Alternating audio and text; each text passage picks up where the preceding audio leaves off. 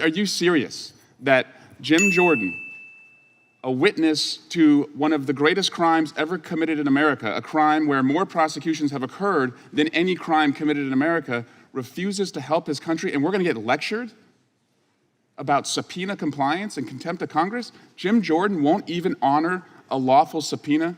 Are you kidding me?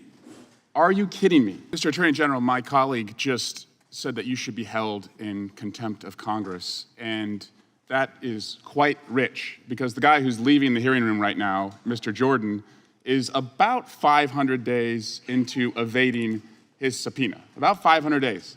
So if we're going to talk about contempt of Congress, let's get real. There's no credibility on that side. Mr. Attorney General, you are serious, they are not. You are decent, they are not. You are fair, they are not. So I welcome you to the law firm of Insurrection LLP, where they work every single day on behalf of one client, Donald Trump. And they do that at the expense of millions of Americans who need the government to stay open, who want their kids safe in their schools, and would like to see Ukraine stay in the fight so that we don't help Russia. That's the expense that this nonsense, this clown show, I'd call it a clown show, except they actually have real responsibilities that affect real Americans. It's the difference between one side that believes in governing and one side that believes in ruling. You've tried to comply with this committee. In fact, last week, one of your special agents came here for an interview, brought his lawyer, and was told that he couldn't have his lawyer present.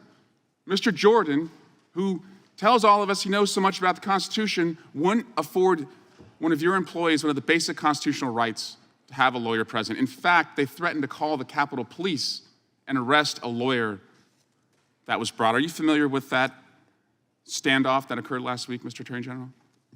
Generally, yes. Well, your office also sent a letter detailing it, that you were willing to comply, but you'd like him to have a lawyer, and I'd like to submit that to the record with unanimous consent. Without objection.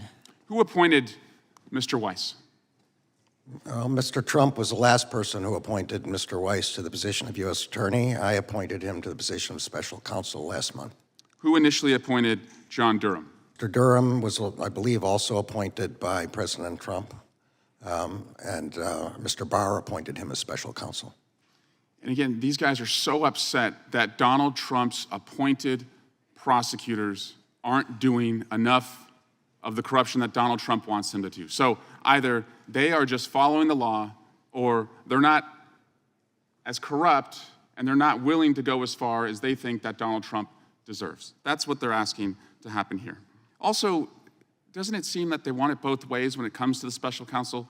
A lot of questions suggested that the special counsel should be independent, but when they didn't like the direction of the special counsel, you were asked why you didn't interfere more or involve yourself more or investigate more. Did you get that sense that you're kind of stuck here?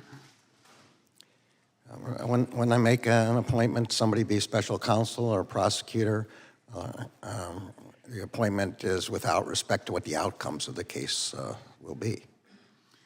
Your office has made a number of reforms to 702, targeting foreign nationals, but those reforms have not been put into law. 702 is also one of the best weapons we have to go after fentanyl. Can you tell us if you would support putting some of those reforms into law so we don't have to live administration to administration to see if they're going to be followed?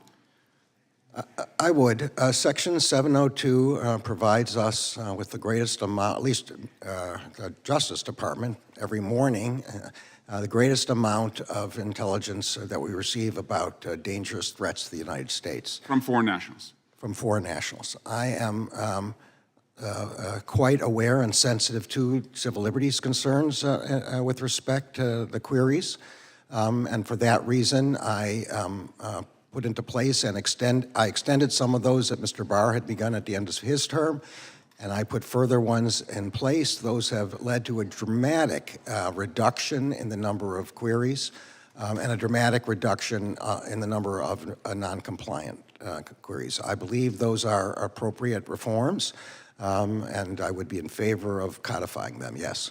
Thank you, Mr. Attorney General, and thank you for coming and doing something that the chairman is unwilling to do, testify to Congress. I yield back.